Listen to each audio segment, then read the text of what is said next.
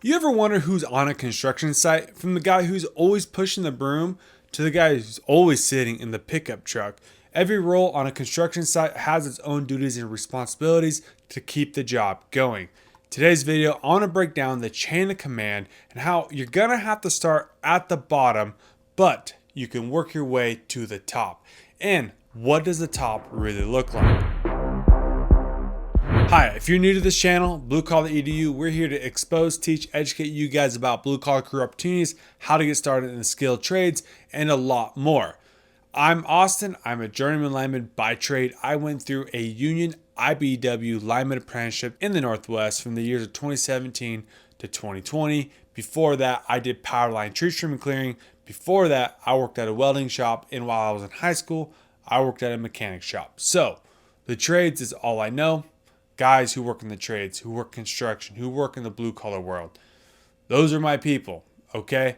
And if you're interested in learning about skilled trades, how to get started, what you need to do, certification, this channel is for you. So today, like I said, I want to talk about the chain of command, all right?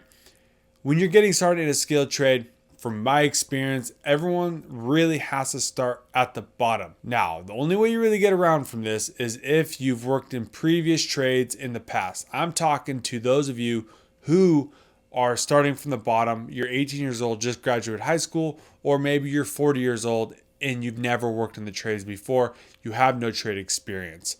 This video is for you guys. You may be wondering, what does the hierarchy of the blue collar world really look like?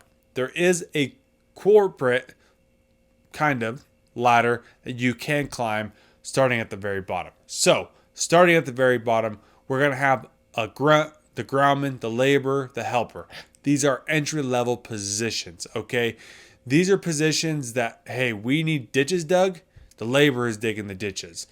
If you're on a lineman crew, the groundmen, they're the ones digging pole holes if they need to be hand dug. Okay. You guys are the grunts. You guys are the bottom of the totem pole.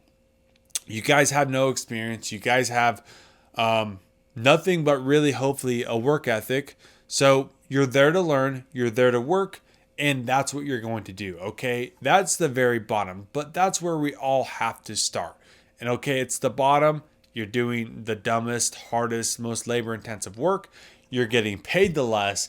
And to you, it might not make any sense. You're like, this is stupid. I'm literally busting my butt, sweating all day long, and I make the least amount of money compared to those guys over there who they're barely even working.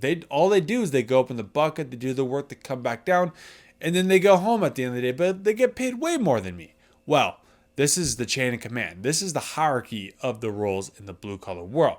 You start at the bottom as a helper, as a laborer, as a groundman. You start getting experience, hours, etc. You apply for apprenticeships or you get into an apprenticeship. So you go from a laborer, helper, groundman to an apprentice, a trainee.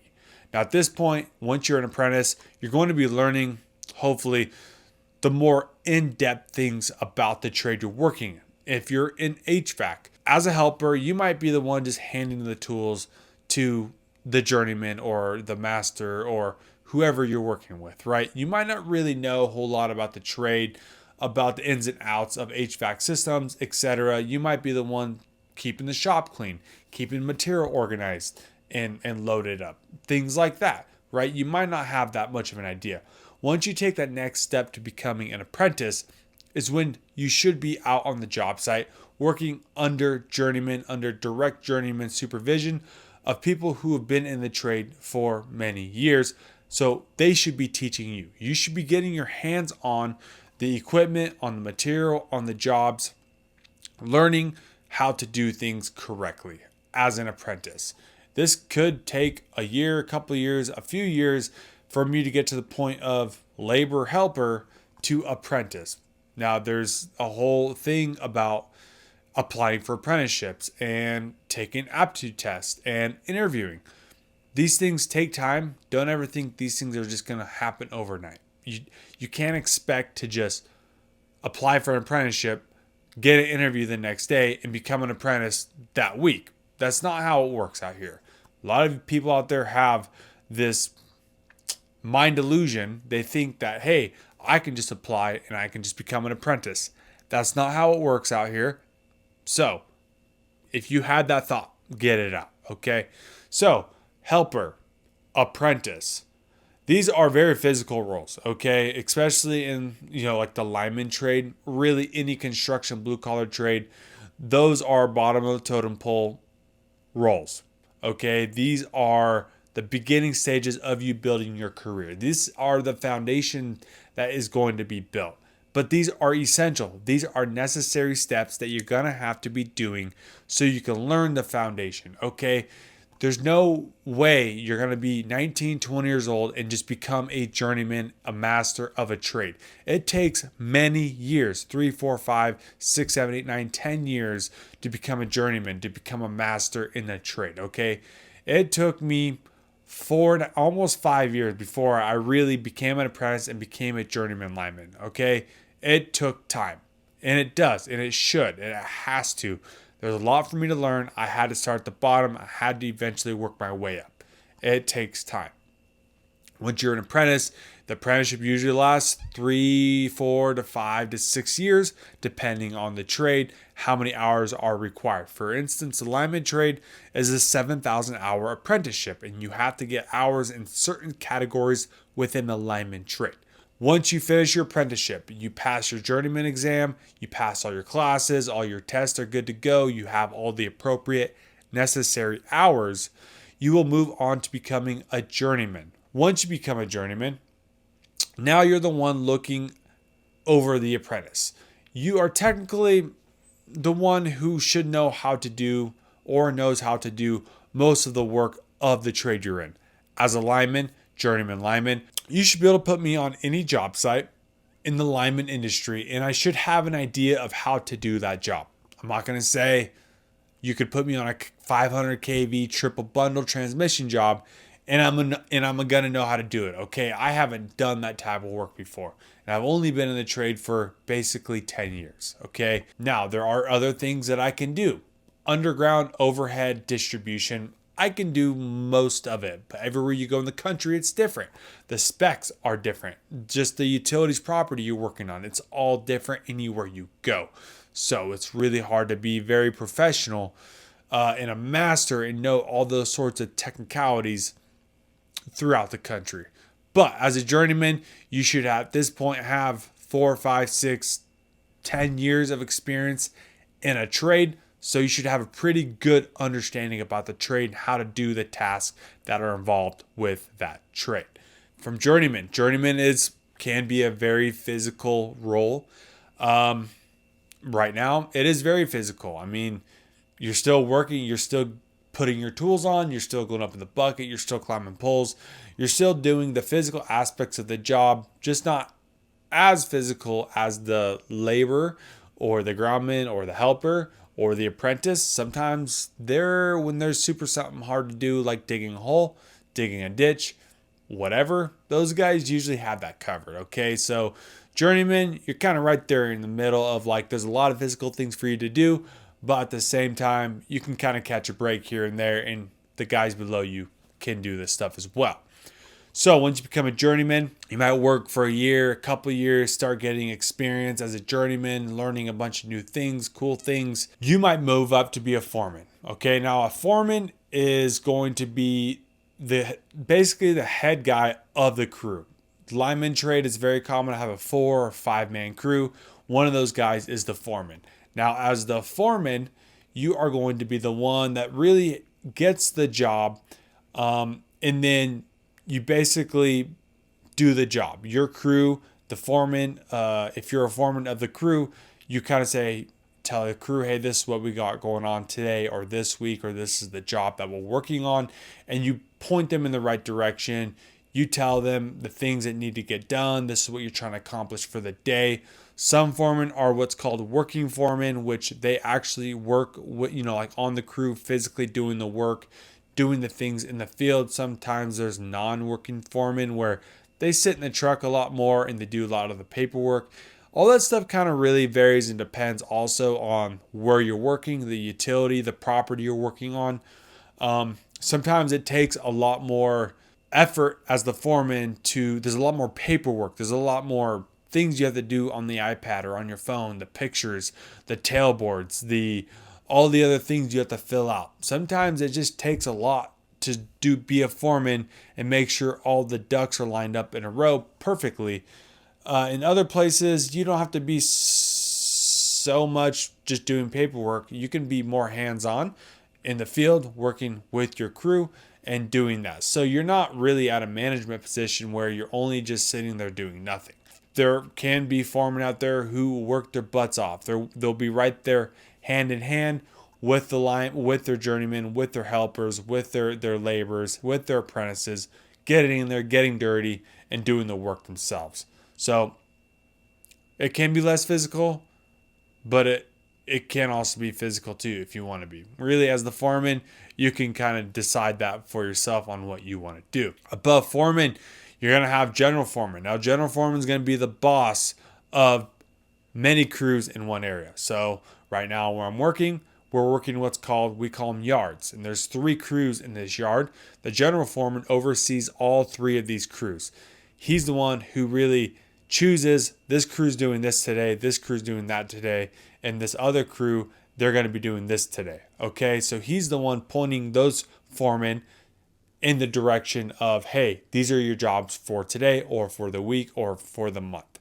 He's getting them lined out. He's going out, he's fielding jobs, he's looking at jobs that he's been given, and he's really starting to get things lined out as far as who needs work and where they're going to be working, where their jobs are going to be located.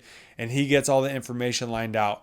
I mean, there's other things that GFs do as well, but this is kind of what they do overall, is oversee and they dictate, point crews in the right direction of, okay, this is what's on the calendar for this week or this month. And then above the general foreman, you're going to have a superintendent. Okay, now the superintendent is going to be overseeing many yards and many general foremans. He's kind of the one who, at this point, when you're a superintendent, you are a management position. Okay, you're working for the company, you're involved, you're invested in helping the company make money. You're the one who is meeting up with utilities, with the higher ups, wherever you're doing work, to line out jobs, to get the jobs. And then it all funnels down from the superintendent to the general foreman. General foreman funnels it down to the foreman, and the funnel basically stops the foreman. The foreman has his duties and his job to go do, and the crew completes the work. Okay. Superintendent, very low physicality. Really, it's a lot more sitting around, answering phone calls, doing emails, doing Zoom calls. You're on your phone and on your butt probably really more than anything else. So those are really like the 6 major roles that you can work in and work up to. Superintendents make a lot of money. Okay, I don't know what their pay looks like, but I've heard of superintendents making $500,000 plus a year. It all depends on where you're working and obviously what trade and those sorts of things. But it's a very high level position and you have a lot of responsibility. So you're overseeing many crews, all the safety, making sure the budget's getting hit. You're making sure jobs are getting done on time. So you have a lot of responsibility and a lot of weight leaned on you to make sure things happen. Make sure things are going as they should. So those are really the different positions. There's other positions that you could go into that are, if you're, concerned about, okay, well, maybe I don't want to be so hands-on or physical. Like I don't want to work and break my body my whole career. Like there's other positions that you can, other avenues that are less physical. You could become the safety man, or you could become a project manager of sorts where you draw jobs out because you've been in the field for 10, 15, 20 years. You know what it's like. You have a good idea, good understanding, a lot of experience. You could take on a role like that as a project manager. Also above superintendent, you'll also have like director of construction for a whole area or a whole jurisdiction, which oversees either a whole state or couple of states and all the crews and superintendents within that area. So there are roles above just being a journeyman. Now, there's guys out there who just enjoy being a journeyman because they like working. They like They don't necessarily care about the paperwork or sitting on their butt, answering phone calls, and dealing with that headache all the time. They'd rather just go to work, clock in, clock out when the day's over. They don't have to bring it home with them. But there are guys who want to work up the ladder, okay? They want to get into a more of a management role. They want to be more of a leadership role, okay? And that's all possible. Those guys make more money as well. So there is, look at the CEO of Quanta, and Quanta is like the biggest, I don't even know what to call them. They're a company that own 200 plus companies, and they do some 25 plus $billion a year. And the CEO of Quanta literally started as a groundman or an apprentice lineman, and now he's the CEO of a 25 plus $billion company. Okay, it takes time though. Okay, I want you guys to understand that it's going to take time. Don't just think that you could just waltz in, become an apprentice, become a journeyman, become a foreman, become a general foreman, become a superintendent, become a project manager, become a director of construction of an area, become a vice president of a company, become the CEO of the company in 10 years. Is it possible? I don't know, maybe. But that's a lot of rungs on the ladder that you're going to have to climb. And that typically takes a lot of time. The hierarchy of roles, the different roles that you can work in the construction, in the blue collar industry. Hopefully you guys enjoy this video. Don't forget to like, comment, subscribe, and I'll catch you guys on the next video.